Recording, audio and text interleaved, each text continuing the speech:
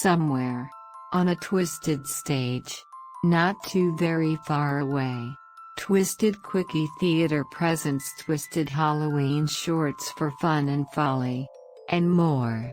Lenore Anders died alone late one Halloween night on a dark and deserted country road, when the moon was full and bright. Some say she strayed into trouble, some say she died of fright, and though nobody saw her ever again, if you're out after dark, you might. Things that go bump in the night.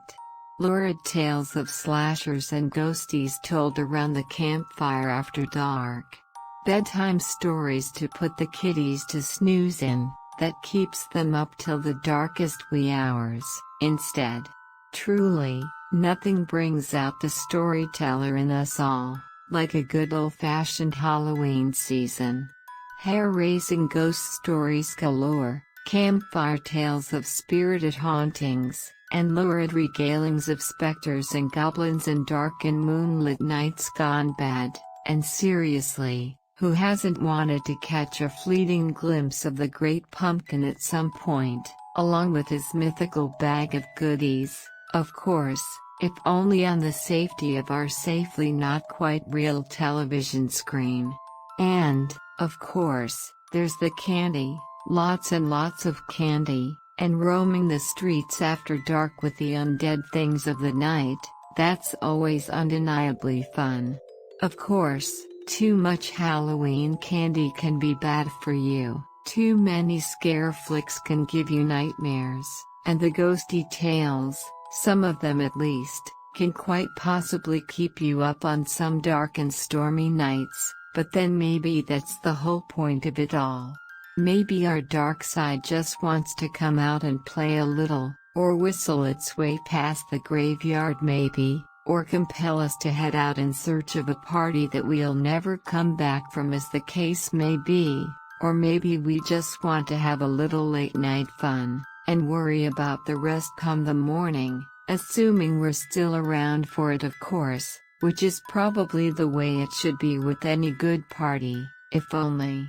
And speaking of fun and spooky little ghost stories of playtime and more, what better time to bring you a rhymy little Halloween ditty about, you guessed it, Earl, the dead thing. Earl is a faint and ghostly thing, though he really isn't much of anything. He lurks in the shadows, away from the light, where he groans and makes noises, just out of sight. He haunts the young maidens at night, as they sleep, and he drifts his way under their covers, and creeps. One night, while sleeping alone in her bed, Annabelle saw him, hovering over her head. She didn't scream, though, she just smiled, instead, for Creepy Belle has quite a thing for the dead. Earl lives in a jar, now, where he most often stays, except when Belle takes him out, on lonely nights, just to play. Oh, but there's nothing like a fun little tale of ghost love gone bad to get things started off right, am I right? But then of course there's more, which brings us to Waldo, and his makeshift date. Waldo made himself a friend in the basement late one night. He sewed it up and dressed it up and it really was a sight. He'd used the parts from this and that and different things he'd found, some in the local boneyard, some just girls from town.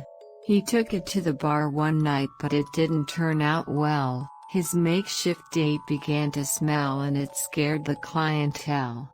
Finally he just took it home and watched while it undressed, but stitches tore and things came off and it really was a mess.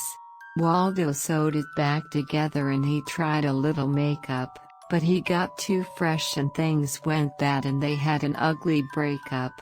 The house is dark and quiet now, but sometimes very late, you can hear the screams while someone plays with their stitched-up, captive mate.